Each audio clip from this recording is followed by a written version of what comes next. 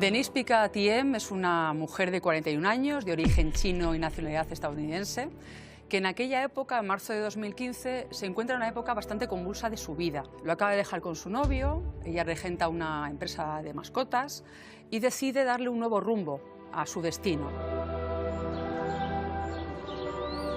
Un buen día, por casualidad, acude al cine y ve una película que se llama The Way. En ese momento, cuando ve la película que trata sobre la ruta jacobea, el Camino de Santiago, se queda completamente impactada.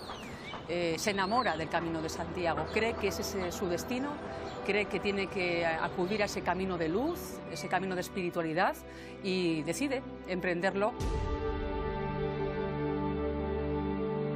Denise llega a Pamplona, que es el inicio de la ruta jacobea, la que ella decide, el 5 de marzo de 2015. Durante el camino conoce a otros peregrinos, pero es una mujer, y esto hay que recalcarlo, bastante desconfiada, no se fía absolutamente de nadie, es una mujer muy precavida, y es cierto que hace alguna pequeña amistad en ese recorrido que ella hace. Hay una persona en concreto al que se acerca porque le da cierta confianza debido a que viajaba con 4 niños. A partir de ese momento hacen varias etapas juntos, 2 o 3 etapas juntos, y este chico le da un consejo que con el tiempo se convirtió en un consejo desafortunado. El consejo era aparentemente bonito, era vete al Castillo de los Polvazares, pues esa localidad tan bonita de la Maragatería. Decide tomar ese consejo y a partir de ahí emprende el camino hacia el Castillo de los Polvazares. Cuando salió de visitar el pueblo, se desorientó porque las flechas no orientaban al camino oficial de vuelta y pasó por delante de la casa de Miguel Ángel Muñoz. Le preguntó que si le podía decir dónde estaba la salida y él se ofreció a acompañarle.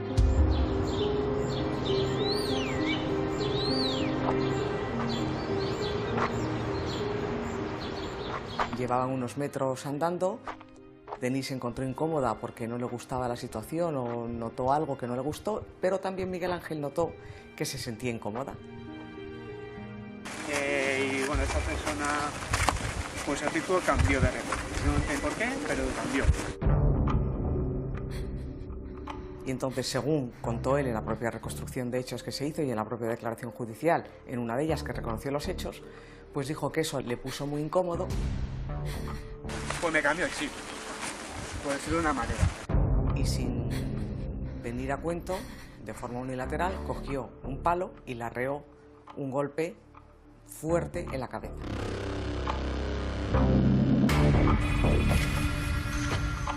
Con el golpe mío y que cuando se cayó yo creo que ya estaba.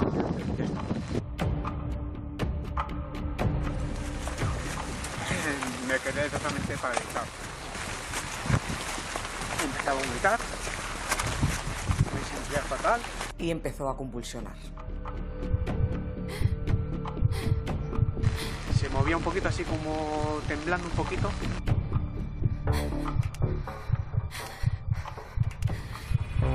Él se dio cuenta que seguía viva y, según contó él, para aliviarle o para no hacerla sufrir, le hizo un corte en el cuello.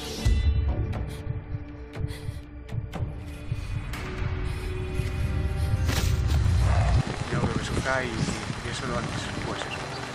Me quedé ahí totalmente bloqueado. ¿Te quedaste ahí un rato? Sí. Y la quitaste la mochila, ¿no? Pero respira. Le quitó la mochila, le robó el dinero, la desnudó para que el proceso de descomposición se acelerase.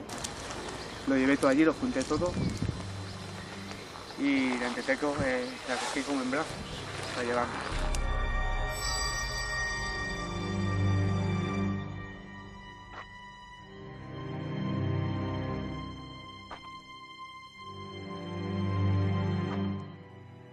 Le cortó las manos.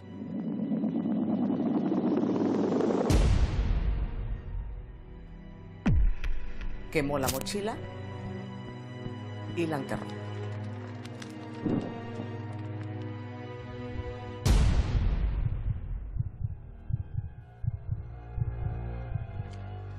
La víctima no da señales de vida y su familia empieza a preocuparse. Denise es una persona ordenada y metódica, así que su desaparición no puede ser voluntaria. El hermano de Denise decide venir a España a buscarla. Pasa los días y no la encuentra. Frustrado, regresa a Estados Unidos sin noticias. La familia decide poner el caso en conocimiento de un senador de Arizona y se convierte en un conflicto diplomático.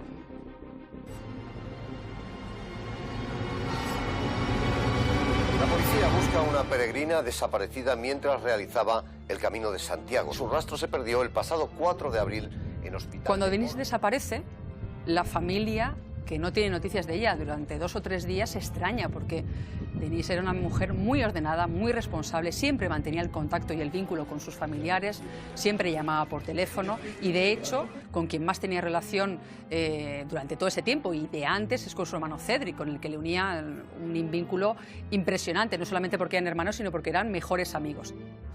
Entonces el hermano, en cuanto vio a los 10 días que la hermana no daba señales de vida, pues cogió un avión y se plantó en Madrid a poner una denuncia en la comisaría del aeropuerto y estuvo 3 semanas aquí haciendo una búsqueda de la hermana. I just don't know. It's just so strange, so weird. I can't imagine what it could be. Cedric vuelve a Estados Unidos y es cuando habla con sus padres y deciden que acuda a la oficina del senador McCain, que por aquel entonces se presentaba como candidato a las presidenciales norteamericanas. Se presenta a la oficina, justamente estaba este hombre allí, le cuenta el caso, le cuenta la desaparición de su hermana y entonces este hombre se lo toma muy a pecho, tan a pecho que él personalmente decide llamar a Mariano Rajoy, en aquel momento presidente del gobierno de España, y ahí se produce una serie de conversaciones, una serie de tensiones, claro, diplomáticas entre España y Estados Unidos, porque desde Estados Unidos se pide, incluso el senador McCain pide que el FBI participe y se involucre en las investigaciones policiales que estaba llevando hasta este momento, no ya la policía local de Astorga, en aquel momento ya estaban todas las comisarías principales de nuestro país. Cuando saltan los medios de comunicación la desaparición de la peregrina de Estados Unidos, se forma un despliegue impresionante. Llama la atención la cantidad de unidades que tratan de localizar en este punto alguna pista que les lleve a Denise. La UME, con varios vehículos, la policía científica, unidades caninas, también la caballería de la Policía Nacional. Miguel Ángel, pese a que era un hombre solitario, que no le gustaba la compañía, que siempre espantaba a todo el mundo que le rodeaba, es cierto que se valía de esas señales, esas flechas amarillas erróneas del Camino de Santiago para atraer a peregrinos. Y en este caso lo que quería atraer era a peregrinas, a mujeres que se paseasen por allí, porque a él le gustaba acecharlas. Él se apostaba en un lado del camino y cuando aparecían, estas chicas lo que hacía era asaltarlas a un lado, se ponía a caminar cerca de ellas, a hablar con ellas y lo que provocaba además era una tensión, ¿no? La mayoría salían corriendo. No hay que olvidar que meses antes de la desaparición de Denise habían producido varios ataques a 2 peregrinas que en su descripción coincidía con la fisonomía de Miguel Ángel. Es verdad que esos procedimientos se archivaron porque el atacante, según declararon, iba encapuchado y no pudieron reconocerle. Yo lo que me dice la Guardia Civil y la policía, que tuve suerte, reaccionar enseguida. Eso es lo bueno que tuve. Es otra persona y no lo cuenta. Fui a buscarla y hasta que no llegué yo no salió. Normal, estaba temblando con un miedo de la leche. A las chicas las molestaba, sobre todo las que venían a última hora del día, sobre las 3 de la tarde, 2 horas de la tarde, que les salía, les decía cosas, les provocaba y se quejaban en los primeros albergues. Y tenía todo el camino controlado y vigilado y tenía pues escondidos por ahí entre las zarzas, entre las escobas, viendo, vigilando. Decían que sí, que había molestado a más gente, a chicas, a peregrinos, a todos. Durante esos 5 meses es verdad que el primer sospechoso y el principal sospechoso era él, todas las investigaciones se centraron en él y lo que se hizo durante esos 5 meses fue trabajar a destajo. Se llevaron a cabo investigaciones esenciales, como fue el hablar con todos los familiares, vecinos, un acta de entrada y registro, intervenciones telefónicas, estudio de las cuentas bancarias, es decir, lo estaban armando todo precisamente para que después el desenlace pues fuera rápido. Desde el mes de junio, la policía tiene la convicción de que Miguel Ángel es el responsable de la desaparición de Denise. Pero claro, es una convicción, no tienen una prueba. Una de las líneas de investigación que siempre la inspectora Patricia de la Policía Local de Astorga tuvo entre ceja y ceja fue la línea económica. Es decir, ¿dónde habían ido a parar esos $1.132 que Denise portaba en ese momento y que desaparecieron? ¿No? Que no sabían dónde se encontraba. Había habido un robo también. Miguel Ángel acudió a una sucursal bancaria y cambió $1.132 americanos, y la actitud nerviosa de él con la empleada le llamó mucho la atención. Y ella decidió, con buen criterio, fotocopiar esos dólares por si en un futuro alguien denunciaba un robo o un hurto. Y se acordó el estudio de los extractos bancarios de Miguel Ángel Muñoz, donde pudieron ver efectivamente ese cambio de divisas que se había producido a los pocos días. Y ese dato fue determinante ya para acabar de cerrar el círculo. Carlos Segarra fue el jefe de la investigación del crimen de la peregrina de Astorga. Carlos, dos preguntas rápidas. Primero, ¿qué película animó a Denise a venir a España? The Way. The Way. Sí, de Martin Sheen. Que habla del Camino de Santiago. Es una recreación del Camino de Santiago. La ficción, el personaje principal pierde a su hijo haciendo el Camino de Santiago, y él lo que intenta es la reconstrucción del Camino de Santiago para vivir las vivencias que no pudo vivir su hijo. Y luego hemos visto que el asesino condenado dice que se la encuentra, que ya está perdida y que la acompaña, y que no sabe por qué cambia de repente de estado de ánimo y que se le enfrenta, algo así. ¿Está mintiendo? Bajo mi punto de vista, sí, claro. ¿Qué es lo que crees que pasa ahí? Bueno, yo lo que creo, por las circunstancias que ya se dieron antes, como se ha dicho en el reportaje, de 2 ataques a 2 peregrinas anteriores, una alemana y otra china, que el autor de los hechos, ya condenado, pues lo que intentaba es obtener un beneficio, y para mí ese beneficio era un beneficio sexual. Yo, sinceramente, y todo el equipo que hemos trabajado en esto, creemos que lo que quería era pues cometer una agresión sexual sobre cada una de las peregrinas que atacó, y no lo pudo conseguir sobre ninguna de ellas, incluso sobre Denise. De hecho, este individuo lo que hacía era las señales las cambiaba él, sí, ¿no? Es decir, atraía una trampa, claro, ¿no? Para claro. atraer a la Efectivamente, víctima. él estaba puesto, su mobile home, donde se instaló, era un punto estratégico para que si cambiaba las señales del Camino de Santiago, por donde se tenía que acudir de una manera lógica, si las cambiaba, inevitablemente los peregrinos tenían que pasar por delante de su casa. Entonces él lo único que tenía que hacer era sentarse a esperar que pasara la víctima propiciatoria. ¿Qué os dice esto? Esto lo que me trae a la memoria es justamente esa clasificación de asesinos, de cazadores, tramperos, merodeadores, a estas horas ya perdonarme, y pescadores, ¿no? Este individuo se ajusta perfectamente al cazador y trampero. Sí. Cazador porque logra en torno a su domicilio cazar a sus víctimas, y trampero por ese detalle que no es insignificante, en el cual dirige a sus víctimas hacia justamente la trampa. Pero es poco inteligente, ¿no? Porque lo hace delante de su casa. Fíjate, lo que es una persona muy conocedora del lugar y muy sabedora de que esas 3 mujeres, que sepamos, extranjeras, no dominan ni muchísimo menos el entorno en el que se encuentran. Él sí. Entonces ahí tiene la seguridad de la que se vale y que puede hacerle parecer torpe, pero en realidad yo lo que creo es que es solitario, depravado y un tipo realmente muy frustrado, que ni siquiera cuando él domina el contexto es capaz de llevar a cabo el acto de violación, de sumisión sexual. Por tanto, me dice que también quizá haya por ahí alguna patología. Pero fijaos ¿qué pasa? Que pensamos en ellas y decimos, qué imprudencia, ¿no? Es lo primero que casi nos viene a la cabeza. No, imprudencia ninguna. Todos conocemos, le pasa lo mismo que María, te pasaría a ti o a mí, conocemos el contexto del camino. Tú además eres gallega. ¿Qué pensarías? Pues mira, un entorno en el que no aprecio riesgo, un país seguro, una experiencia que es compartida por muchísimas personas, ¿verdad? Que todos comparten en Internet y que te llega por una película, una vivencia emocional muy, muy intensa con la que todos empatizan. Tú, como mujer joven o como hombre, no aprecias que allí pueda haber ningún tipo de riesgo. No te planteas que esa señal pueda estar pervertida, porque no cabe siquiera la posibilidad.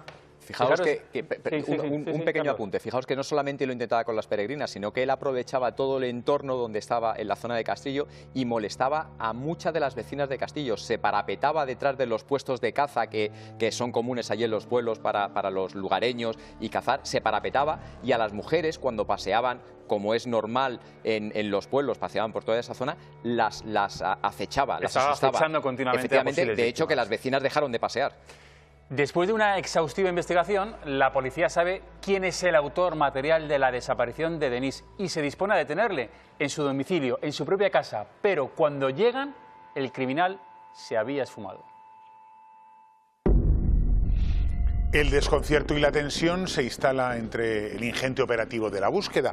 Pronto se localiza al asesino. ¿Saben dónde estaba? En un bar del municipio asturiano de Grandas de Salime. La detención es de película.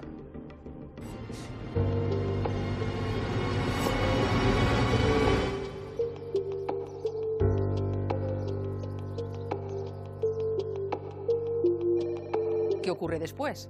Que sin que lo sepa la policía, la cual estaba vigilando estrechamente a Miguel Ángel en su domicilio, de repente desaparece. Se va a Asturias a hacer el Camino de Santiago.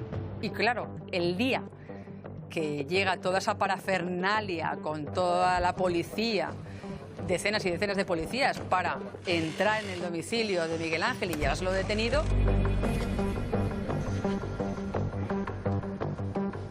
allí no hay nadie, sin rastro de esta persona. El sospechoso no está claro. El nerviosismo que se respiraba ahí se podía cortar con un cuchillo. Iban pasando las horas, allí no aparecía Miguel Ángel, se dio la voz de alarma y había que localizar a este hombre. Al día siguiente salta la alerta en Grandas de Salime, que es una población pequeñita de Asturias, y allí lo que hace la policía de Astorgas, se comunica, el operativo de este caso se comunica con la policía local de esta localidad y envían la fotografía de Miguel Ángel, claro, porque nadie lo conocía, nadie sabía cómo era, se lo envían y hay un agente que prácticamente cuando ya iba a acabar su turno ve su teléfono móvil y se da cuenta que un hombre sentado en una terraza era Miguel Ángel Muñoz Blas. Y es ahí cuando da parte al grupo de investigación, dice, lo tengo, es él, y es cuando lo detienen. Es que fue muy rápido, la verdad que no... Nos quedamos todos blancos porque no resistió nada, fue muy bien, la verdad que la gente según se quejaba de que no tenía que sacar la pistola y tal.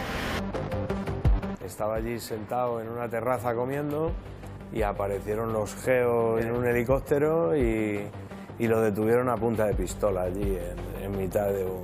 Entonces, claro, el sobresalto que a él le produce eso, evidentemente, le deja trastocado.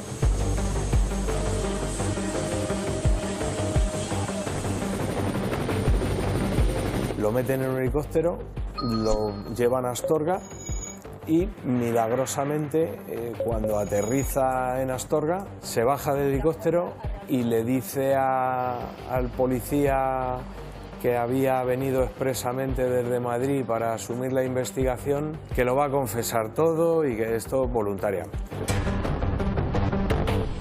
Ya lo detienen y cuando llegué no me dejaron ver la declaración, la grabación de la declaración para yo sacar una conclusión de si había sido una declaración espontánea o había sido una declaración medianamente guiada.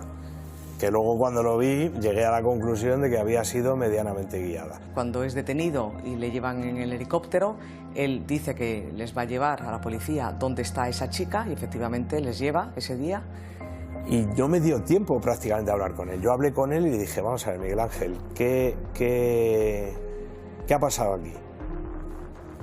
Yo no lo he hecho, yo te juro que no lo he hecho. Digo, pero ¿y entonces por qué has reconocido? Vale, tú te has confesado que eres tú, que tú la has matado. Digo, pero ahora mismo ya estoy yo aquí y ahora vamos a decirle a su señoría que te tome declaración y dices que tú no lo has hecho, que te han presionado y que tú no lo has hecho. Bueno, se me vino abajo, después de las horas que llevaba allí o días ya tal, y no fue capaz de hacer de manifestar que él no había sido y que le habían presionado. El mismo día pide declarar y es cuando confiesa abiertamente los hechos, dando todo tipo de detalles y de explicaciones. Él ha tenido siempre una personalidad difícil, una personalidad complicada, tiene una difícil adaptación al sistema. Lleva una vida de ermitaño, un hombre muy solitario, malhumorado, le recuerdan los vecinos, un hombre que no le gustaba que nadie se acercase a su propiedad. De hecho, es un recinto, una parcela que él bunkeriza. Tenía una casita prefabricada con ruedas, bien, estaba muy bien. Se la había arreglado un amigo de su padre.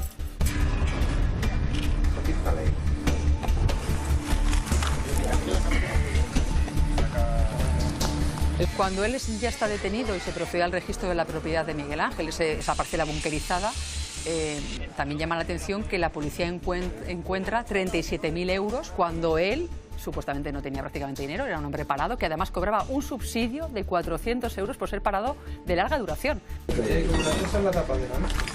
No. Quieto. Dinero, pero mucho dinero. Perdón. 1, 2, 3, 4, 5 paquetes, ¿vale? Que son el 17, el 18, el 19, el 20 y el 22, ¿vale? Y entonces, ¿de dónde se había sacado esos 37.000 euros? La policía cree que eso es algo que no se ha podido demostrar, que era de los robos que él perpetraba en el camino.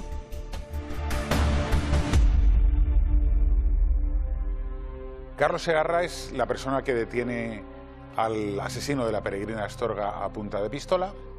Carlos Segarra es el policía que obtiene la confesión del criminal de la peregrina, del asesino, y el abogado acaba de decir que no fue tan espontánea esa confesión como dice la policía. Sé que tienes ganas de responder y decir algo al abogado, pero esperamos. En un minuto. Esperamos. En un minuto.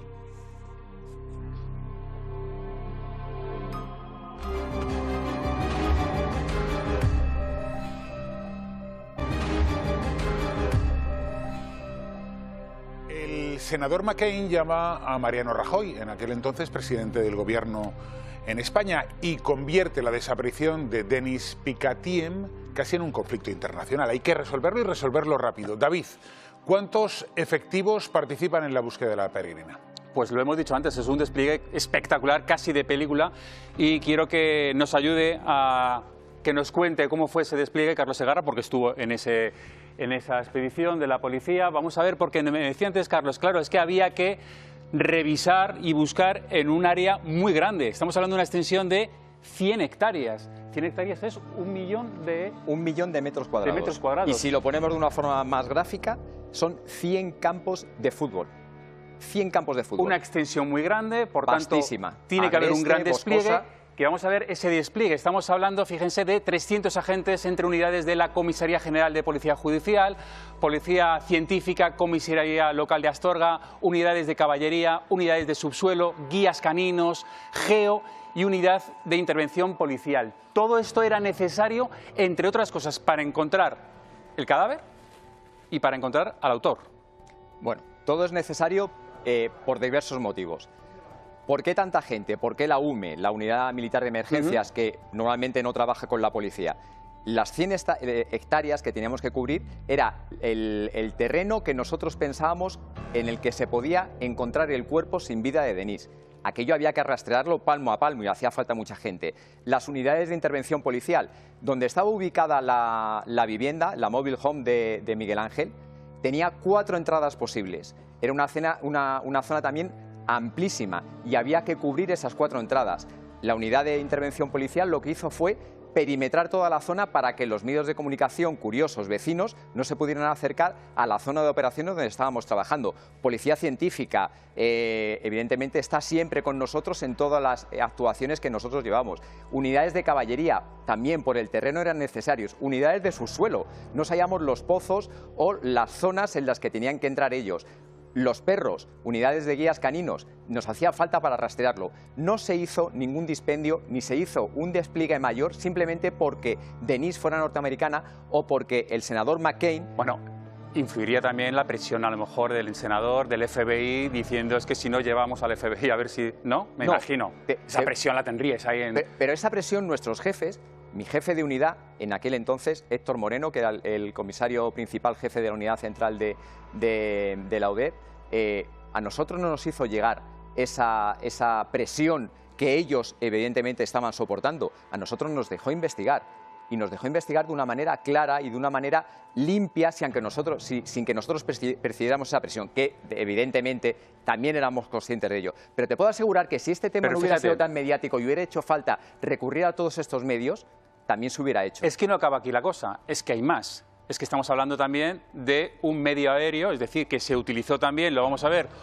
un helicóptero, lo comentaban antes en la detención de Miguel Ángel, cuando ya lo tenéis localizado, hay un helicóptero merodeando. También está el GOIT, el Grupo Operativo de Intervenciones Técnicas. Esto me imagino que es cuando encuentran el dinero, ¿no? Estas agentes que hemos visto introduciéndose en la casa, cortando... Efectivamente, la policía desde hace ya tiempo cuenta con este grupo técnico, y para cualquier intervención, no simplemente esta, para muchas otras en las que no hay medios de comunicación, que no se sabe nada, que son totalmente anónimas, se cuenta con la presencia de este grupo, porque tiene realmente lo que son, cuentan con unas herramientas que si hay que romper verjas, si hay que taladrar, si hay que romper paredes, para eso están ellos. Es un grupo técnico que facilita mucho la vida y el trabajo de los policías, de los investigadores. Y en cuanto a los medios aéreos, otra vez, el terreno en sí requería que estuviera un helicóptero a nuestra disposición. De hecho, ese helicóptero es el que se utiliza para trasladarnos de Astorga a Grandes de Salinas para poder detener allí a Miguel Ángel.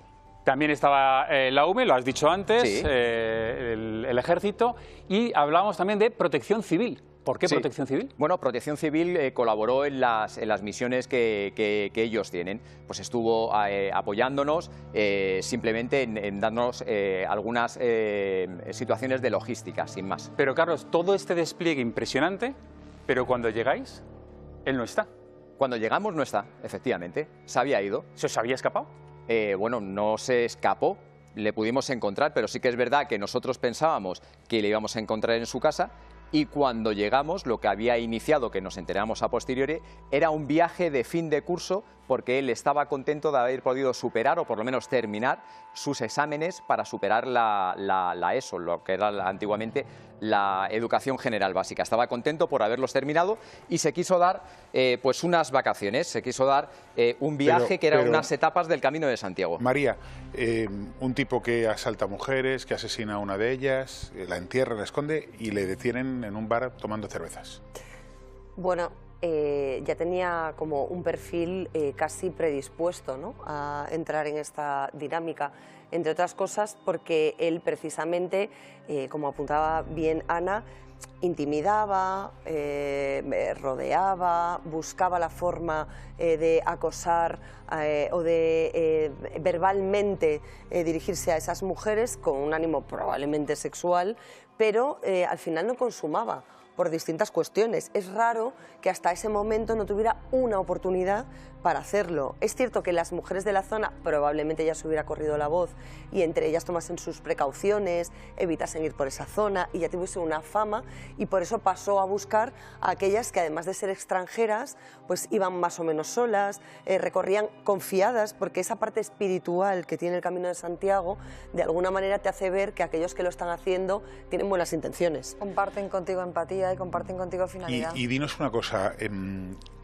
montáis, lo detenéis, lo montáis en el helicóptero y te confiesa en el helicóptero durante el viaje, te confiesa al llegar, te confiesa espontáneamente, o como dice el abogado, le animas a confesar. No, yo no animo a nadie.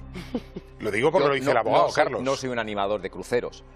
Yo voy allí, ya estaba detenido, de hecho. No es el geo el que le detiene, no soy yo el que le detiene. Son los compañeros de la comisaría de Luarca, los que por proximidad nosotros damos cuenta de ello y que se desplazan por proximidad a Grandes, y son los que efectúan la detención junto con la policía local. O sea, cuando nosotros llegamos allí, Miguel Ángel estaba perfectamente detenido y custodiado. Vale. ¿De acuerdo? Entonces, yo le informe de sus derechos, lo único que hago es tratarle con amabilidad, compartir empatía, que es muy interesante en nuestro trabajo, montar en el helicóptero, y cuando baja del helicóptero, él mismo decide llevarnos a donde está el cuerpo de Denise. ¿Pero qué es lo que te dice?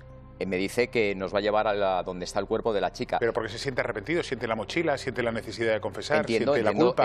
Entiendo que se siente arrepentido y tiene la necesidad de confesar y que se quiere quitar un peso de encima. Y de hecho, Perdona, mira, cuando le detenís, él ya sabe por qué le detenís. Evidentemente se lo puede imaginar, soy yo el que le informa de los derechos. Y, no le sorprende, no dice, pero yo no, ¿qué me estáis contando? Yo no, eso es, mira, eso es una reacción que nosotros también valoramos mucho. La primera aproximación, si la persona se sorprende mucho, si empieza forma un escándalo, pues evidentemente ya es una reacción que a nosotros nos choca.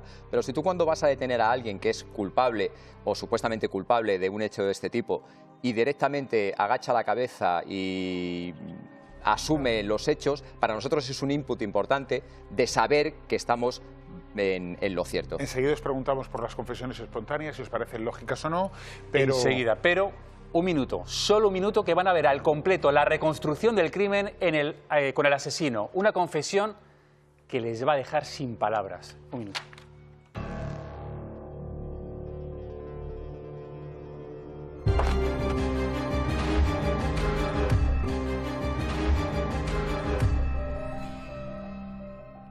Seguimos en Código 10, nos lo contaba Carlos, el asesino ha sido detenido, se monta en el helicóptero y decide confesar. Incluso decide revelar dónde ha escondido el cadáver. Mayor prueba de culpabilidad no hay. Se prepara una comitiva y una cámara lo graba todo. Y acompaña al asesino un amplio equipo. Él detalla sin tapujos cuándo, dónde y cómo mata a la peregrina. El autor material parece incluso, fíjense, disfrutar de su minuto de gloria y no escatima en detalles durante la reconstrucción de los hechos. Vean.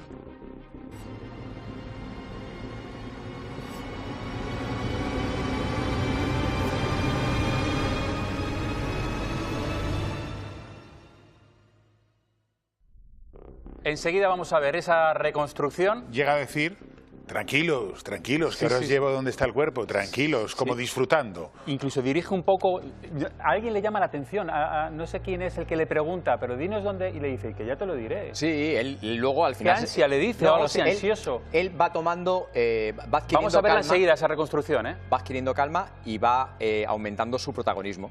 Y eso es lo que él le hace que cada vez se encuentre más cómodo y asuma mayor papel protagonismo en esa reconstrucción de los Me hechos. gustaría hablar de la sensación, la mochila de la culpabilidad, que provoca confesiones espontáneas. Fíjate, Es decir, hay yo- veces que se siente la gente tan culpable que necesita verbalizarlo. En un momento dado sí, pero fíjate que yo, por la arrogancia de la que hablaba Carlos, por la distancia emocional que ya hemos visto, porque ya la hemos visto en los vídeos, que es tremendamente ilustrativa, y yo no creo que exista culpa. Honestamente, la he intentado encontrar. Hablaba con María del momento en el que parece que se derrumba, la he intentado encontrar y no la encuentro. Yo lo que creo es que él está en control de la situación, quiere seguir dominando la escena, que al final, bueno, obviamente la policía lo controla por encima de él, y lo que veo es que en ese ejercicio de empatía del que hablaba Carlos Segarra, hay un ejercicio de persuasión. No digo de convencimiento, que tiene un componente más racional, sino de persuasión, que es más emocional. Y creo que en un momento dado entiende que la policía tiene muchísimos datos acerca de él y que más le compensa colaborar que no Pues porque tenga culpabilidad. Vais a ver en primera persona cómo colabora.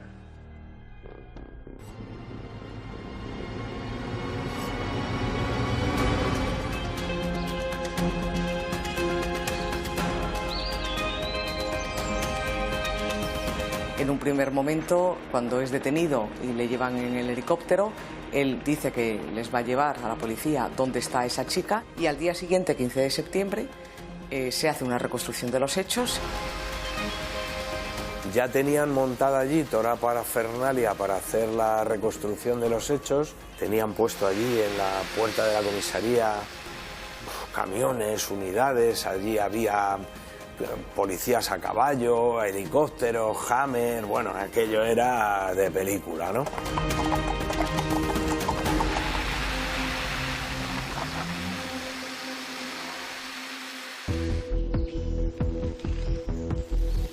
¿Nos vamos a mover o nos quedamos aquí? Vale, preferiría porque voy imaginarme todo el proceso, ¿vale? Ibais así como yo, ¿no? Como Sí, yo y tú. sí, más o menos. Yo iba un poco más rápido.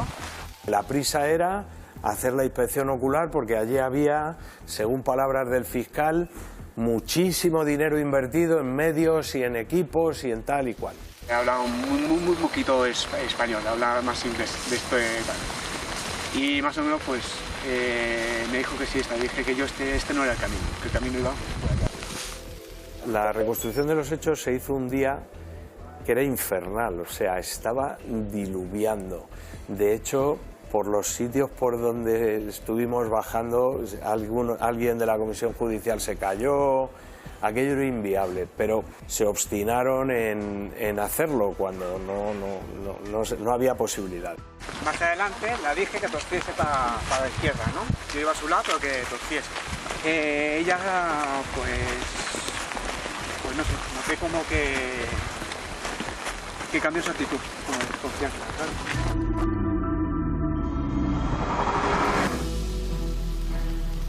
Se le lleva al lugar, él va explicando con una precisión de cirujano lo que había hecho, por qué lo había hecho, cómo se sentía, qué había pensado.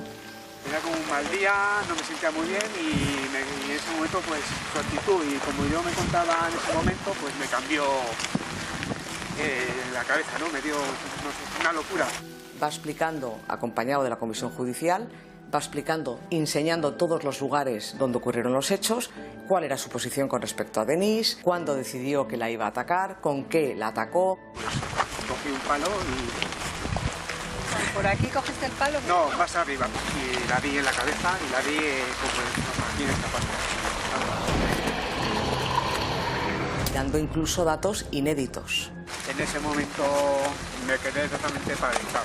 Estuve con ella como 5 minutos, como intentando a ver si podía reaccionar. Empezó a dar convulsiones.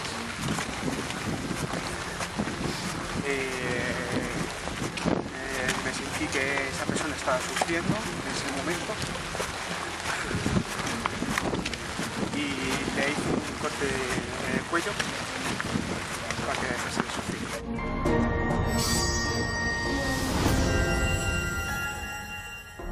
Él empezó a dar vueltas por allí y tal, pero claro, estaba calado, estaba cansado porque ya llevaba detenido muchas horas sin poder dormir. Vamos al sitio que no habéis encontrado. No he encontrado. No. Y lo sé, que no lo habéis encontrado. Vamos a bajar para abajo porque estoy un poco demasiado arriba. Y en un momento determinado, que esto es otra de las cosas importantes y preocupantes, en un momento determinado se le ocurrió decir, pues sí, aquí la enterré. Imagínate a esta persona aquí muerta, ¿sabes? ¿En el mismo agujero metiste algo aparte del cuerpo o no? No, la misma tierra que saqué, cogí tierra de allí y la tapé. Él tiene un trastorno límite de la personalidad y luego tiene otra patología según la cual él es capaz de, si se siente el centro de atención de algo o de mucha gente, y la reconstrucción de los hechos, allí estábamos mucha gente, pues él es capaz de montar una historia. Ya me botar las manos porque al agarrarme pensaba que entre las uñas o lo que sea me había dejado huella, ¿no? Porque era ropa de casa. ¿Dónde hacerlo de las manos? Cuando abréis el agujero vais a encontrar restos de ella, ¿sabes? Lo sé perfectamente. Vale. Vais a encontrar un resto de descomposición, ¿vale? ¿Y las manos? Tranquilo. No. ¿Vale? Tranquilo. Yo digo, Sí, los sí, pasos que has llevas ido... todo el día ahí No, dormido. perdón, Miguel, los pasos que has ido dando tú.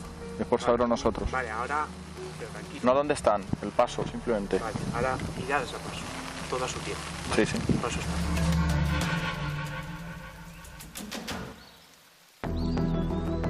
Él, antes de hacer la reconstrucción de los hechos, ya le habían, entre comillas, redirigido en esa declaración que hizo en el juzgado y en las 2 horas y pico que se tiró con las forenses, sin que tampoco la abogada de oficio estuviera allí, a él ya le habían explicado todas estas cosas. Es decir, le habían estado preguntando sobre los golpes, sobre los cortes, sobre no sé qué, sobre las manos. Él ya tenía esa historia en su cabeza porque se la habían contado las forenses y después la propia juez de instrucción cuando prestó declaración. No te puedo explicar lo que sentí porque para que lo sientes lo tienes que hacer, ¿vale? Y cuando haces una cosa lo encuentras tarde o temprano porque eres tú el que lo has hecho, ¿sabes? No otra persona. Y lo que me extrañó en ese momento que vino la Guardia Civil con helicópteros, parecía bueno que esto era una invasión. La guerra. Bueno, con perros, pues que no lo encontrase. Hallan el cadáver de la peregrina desaparecida en el Camino de Santiago. El cuerpo está absolutamente descompuesto, sin enterrar, y ni siquiera se puede determinar si se trata del de un hombre o una mujer. Sin embargo, fue el propio detenido el que condujo a los agentes hasta los restos, lo que hace pensar que pertenecerán a la infortunada peregrina estadounidense.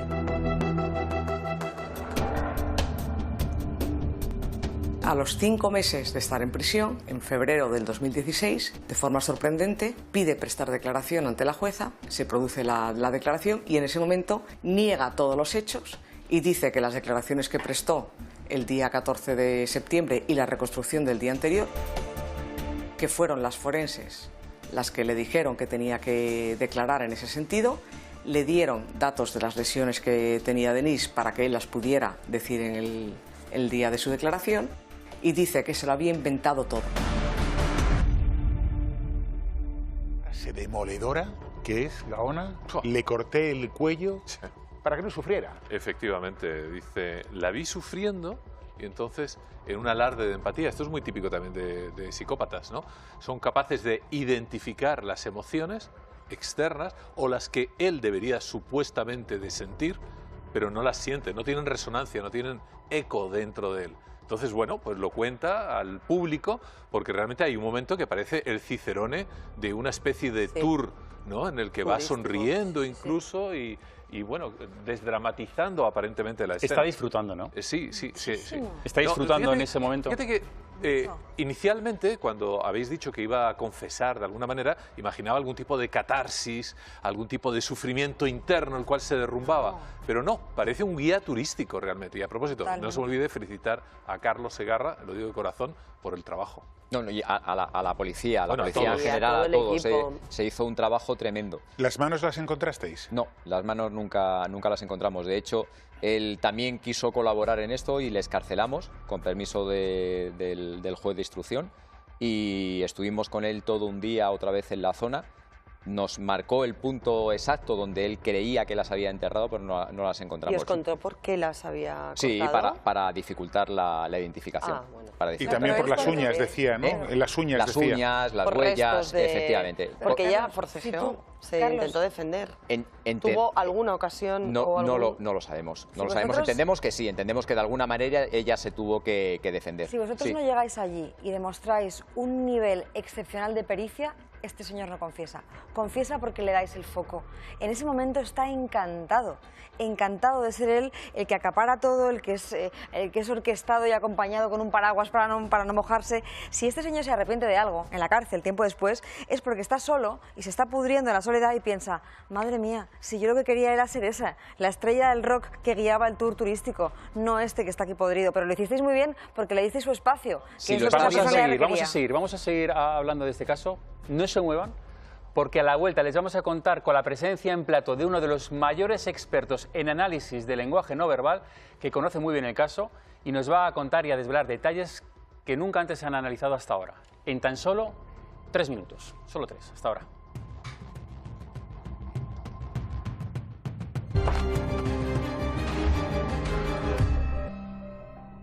Esta noche nos acompaña José Luis Martín Ovejero, experto en comunicación no verbal. Buenas noches, José Luis. Un placer. ¿Se puede saber qué está pasando por la mente de un asesino analizando sus gestos? Miguel Ángel se negó a declarar en el juicio, pero vamos a analizar, si te parece, José Luis, sus ademanes, sus gestos durante la reconstrucción del crimen. Vamos con el primero que hemos seleccionado. ¿Qué estamos viendo aquí? Vamos a verlo, compañeros, y qué significa. A ver si me podéis lanzar el primero. ¿Le damos al play? Venga. Bien, lo primero que vemos es que está indicando con su mano derecha dónde la golpeó y cómo la coge en brazos para trasladarla a la víctima de un lugar a otro. ¿Qué me dice esto? Dos cosas importantes. La primera, iniciativa. No está empujado a decirlo, porque además no le acaban de preguntar sobre eso, lleva un rato hablando. Iniciativa. Y en segundo lugar, utiliza unos gestos que se llaman ilustradores con las manos, que lo que hace es ilustrar o enfatizar el mensaje verbal, con lo cual está dando un refuerzo de credibilidad a lo que está contando. Te vamos a poner el siguiente vídeo. En el siguiente vídeo, Miguel Ángel sonríe. ¿Qué quiere decir? Son impresionantes. Las dos sonrisas que hace y además tienen un núcleo común. Hay patrón, que es importante. Son pruebas. Primero es sobre la navaja. Le empiezan a preguntar sobre la navaja, que dónde la tiró, y en segundo lugar, como estamos viendo aquí, sobre el lugar donde se encuentra el cadáver. ¿Qué es lo que vemos? Sonrisas, satisfacción. Yo como lo interpreto es como una especie de sentido de superioridad intelectual ante el no habéis encontrado las pruebas y tengo que ser yo el que os las diga. Y por eso disfruta, por eso sonríe. Por eso disfrute, por eso sonríe, porque puede considerarse intelectualmente superior a la propia policía. Es que es brutal. No, Está hablando es de un brutal. asesinato de una mujer a la que ha matado y ha cortado las manos. Sí. Y está como disfrutando. Como si fuese una comedia. Efectivamente, es que si no supiéramos quién es, cualquiera pensaríamos, bueno, hombre, si no viéramos uniformes, que es un grupo de amigos contándose cosas divertidas. Mira, vamos a ver el siguiente. En el siguiente arquea las cejas y se agacha. ¿Cómo podemos interpretar estos gestos? Yo lo que considero este momento es el único instante en el que veo que sí se puede venir abajo. Sí, se puede venir abajo. El arqueo de cejas. Vamos a ver. ¿No está fingiendo? Yo creo que no, yo creo que no, ¿eh? Yo creo que es un instante de arrepentimiento, de tristeza. ¿Por qué? Porque la gente cuando intenta simular la tristeza, habitualmente no activa este músculo que está aquí entre las cejas. Se pone a llorar, a hacer mil ademanes, pero es que ese músculo que está entre las cejas y que le vemos claramente, incluso en algún momento que lo vamos a ver de frente, lo hace el cerebro cuando realmente se siente triste. Fijémonos el arqueo de cejas, es espectacular. Y además es que se viene abajo corporalmente también, ¿eh? Y no ha intentado hacerlo en ningún otro momento, que eso también es clave. Si desde un primer instante él quisiera haber parecido triste y generar cierto arrepentimiento, que todo el mundo le vea como arrepentido, lo habremos visto antes, incluso cuando la mata y dice cómo la mata. José Luis, vamos al siguiente. Vamos a fijarnos ahora en las manos. En el siguiente vídeo, las manos. En el tema de las manos es muy interesante. Creo que lo vamos a poder escuchar incluso, ¿eh? Sí, venga, vamos a escucharlo. Yo digo, los pasos que has ido... No, perdón, Miguel, los pasos que has ido dando tú, es por saberlo nosotros. No. Yo digo, los pasos que has ido... No, perdón. Bueno, Miguel. Tranquilo, no seas ansioso. Le está diciendo a un policía que no sea ansioso. Controla el relato él. Es decir, vamos, yo en este momento, sin lugar a dudas, yo considero que no está ni mucho menos empujado a decir lo que está diciendo. Porque es él mismo, motu propio, el que le está diciendo al policía, hey, de esto ahora mismo no me preguntes, ya te contestaré sobre eso en otro momento. Pero está marcando el ritmo. Está marcando él constantemente los tiempos de cuándo va a decir cada información. Evidentemente no parece ni mucho menos. Pero para que generar le estén diciendo... expectativas, es decir, tranquilo, no seas ansioso. Yo manejo el tiempo y manejo los secretos. Pero yo creo que más que la expectativa es quién manda aquí, por decirlo de alguna manera. En plan muy simple para nuestros espectadores. ¿Quién dirige esta investigación? Que evidentemente sabemos que es la policía, pero lo que quiere decir es, la iniciativa la llevo yo. ¿Y cuando se tapa la boca? Le vamos a ver justo en este momento, también a continuación, que le están preguntando por las manos, las famosas manos, y él se tapa la boca. Los seres humanos solemos taparnos la boca en muchísimas ocasiones cuando tenemos más información y la sabemos de la que queremos dar en ese momento. Yo lo he visto múltiples veces en interrogatorios judiciales que he hecho yo como abogado también. Vamos a oírlo. Paso, simplemente. Ahora mirad ese paso, todo a su tiempo. Sí. Paso está. Los pasos que has ido dando tú, es por saberlo nosotros. Vale, ahora... Pero tranquilo. No dónde están, el paso, simplemente. Vale, ahora mirad ese paso, todo a su tiempo. Sí, los pasos que has ido dando tú. Todo a su tiempo. ¿Quién marca los tiempos? ¿O quién quiere marcar los tiempos, mejor dicho? Él es el que quiere marcar los tiempos, se tapa con la mano la boca y lo que esto en comunicación no verbal suele significar es sé más de lo que quiero decir y me estoy poniendo un cerrojo en la boca para que no se me escape más información de la que quiero contar. No me voy a tapar nunca la boca, José Luis. Millones de gracias por haber venido. Un placer verte, siempre. amigo. Siempre un placer. Qué interesante, el análisis que acaba de José hacer. Luis Martín Ovejero. Muy bueno. La verdad. Nos ha dejado a todos con una ilustración, ¿no? De lo que esos retazos de lo que nos faltaba para poder entender esas claves, ¿no? Yo creo que ahora tenemos una imagen mucho más completa. ¿Por qué creéis, Carlos, por qué dice no seas ansioso? Tranquilo. Mira, es que lo ha explicado también que Yo voy a reafirmarme lo que ya he dicho anteriormente. Yo creo que él va ganando protagonismo, él se siente cómodo, a él le gusta estar donde está, se está sintiendo el foco de atención, está viendo que todo el mundo está callado mientras... ¿Y por qué no confiesa en el juicio entonces, después? Porque al final ve que el perjuicio de todo lo que se le viene encima. Claro. Ve la cantidad de años que va a estar en prisión y al final tiene que reaccionar de alguna manera e intentar pues borrar lo que ha dicho, que no es más que decir la verdad. En ese momento él sabe que la policía sabe. Él sabe perfectamente lo que saben y hasta qué nivel de detalle más o menos, aunque él tenga siempre un margen más de información. La posible condena en ese momento es un mal menor. Mientras tanto, disfruta de tu minuto de gloria. Y cuanto más largo sea, mejor. Porque nunca jamás tendrás esto. A partir de ahora lo que vendrá será un juicio y luego una privación de libertad. Eso ya no le interesa. En este momento, ya que me han cogido, voy a disfrutarlo. Pero además y voy a ser yo quien guíe. Está bajo un nivel grande de excitación. Son los primeros momentos en lo que todo se ha destapado. Bueno, ahí había pasado, perdóname Gaona, ahí había pasado ya un día y medio desde que nos dice... Pero está acudiendo... Eso es el lunes por la mañana, creo recordar, Carlos, y la detención es el viernes. Carlos, está acudiendo a su teatro, a claro, su claro, ámbito geográfico donde él controla, donde él ha trabajado literalmente, pero literalmente, a ver, lo has dicho tú antes, en esos puestos de caza. Él es un cazador y de repente explica a todo el mundo, a toda esa cohorte de personas que se las ve, le explica y se encuentra con un subidón tremendo. Obviamente luego, cuando ya lleva un tiempo para ir al juicio, está totalmente dándose un bofetón de más realidad. Asesorado, porque también importa el momento en el que se hace la declaración. El tema de las inmediaciones judiciales, en este caso va acompañado de una comitiva judicial en el que está presente una juez, evidentemente él está en caliente, por decirlo de alguna manera. No ha tenido tiempo para reflexionar, ni nadie le ha asesorado legalmente sobre es mejor que no digas nada o no des todos los detalles. En esa parte sí es mucho más fresca, mucho más directa y mucho más espontánea. Pues habéis visto la reconstrucción canta la traviata, sin embargo, durante el juicio el asesino se desdice de todas esas declaraciones, incluso se acoge a su derecho a no declarar. Una actitud que es contemplada por numerosos periodistas venidos de todos los rincones del planeta para asistir a un juicio muy, pero que muy mediático.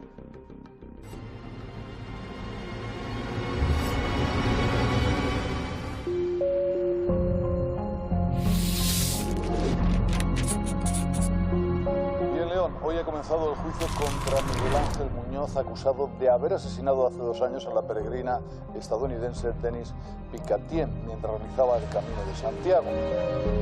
El 13 de marzo de 2017 comienza el juicio contra Miguel Ángel Muñoz por el asesinato de Denise en una sala de la Audiencia Provincial de León repleta de personas, medios de comunicación a tutiplén, decenas de medios, televisiones, radios, periódicos que se habían acreditado para dar buena cuenta de lo que ocurría en esa sala. Se encuentran los dólares, se va a buscar a esta persona.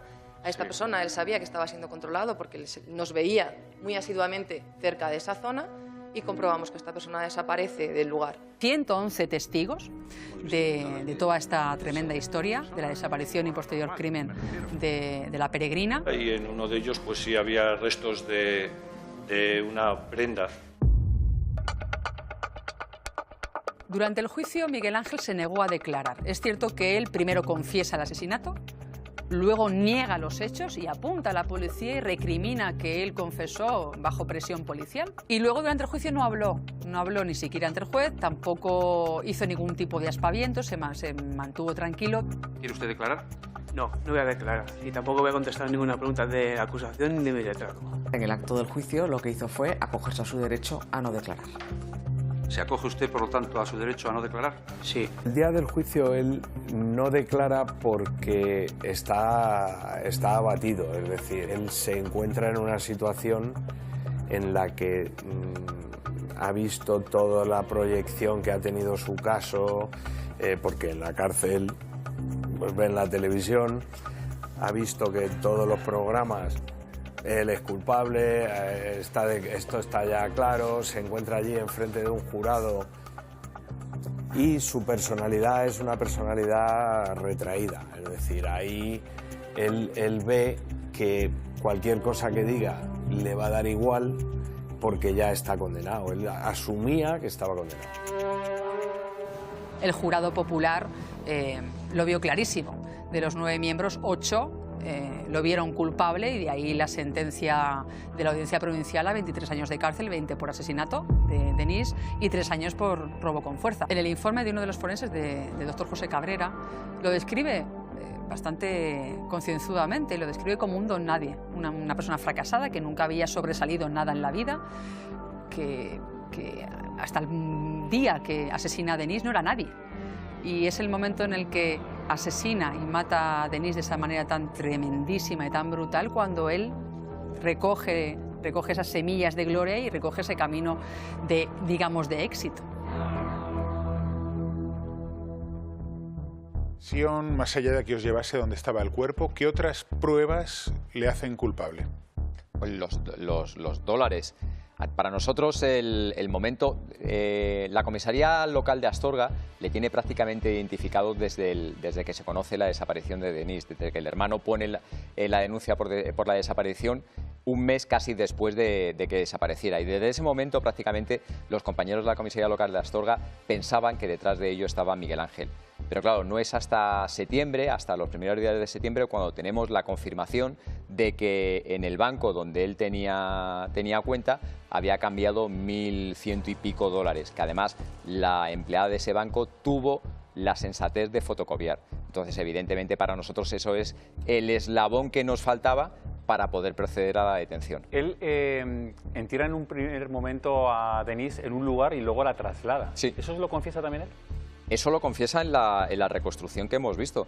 Eso él lo hace porque en el mes de julio, cuando por medios de comunicación se tiene constancia de que McCain ofreció al presidente del gobierno español, al señor Rajoy, ofreció la posibilidad de que el FBI se incorporara a las investigaciones. ¿Que vino, por cierto, el FBI? No vino, pero no por nada. Si hubieran venido y hubieran podido colaborar, pues perfecto, pero el propio enlace del FBI con el que teníamos un contacto a diario nos decía que ellos no podían hacer nada aquí, que nosotros estábamos llevando las investigaciones, que tampoco nos hacía falta que él nos lo remarcara, pero que estábamos llevando las investigaciones de una manera perfecta. Pero cuando tiene esa constancia de que el FBI, por parte de los medios de comunicación, se había ofrecido para colaborar, a él le entra miedo, y entonces como el cadáver lo tenía enterrado a unos 200 metros en diagonal de donde tenía ubicada su vivienda, pues lo que hizo una noche lo desenterró, lo cargó en una carretilla y atravesando zonas boscosas y alguna carretera comarcal, lo trasladó 2 kilómetros y se deshizo de él en la zona a la que luego nos llevó. Pues compañeros, no hay tiempo para más, nos vemos la próxima semana.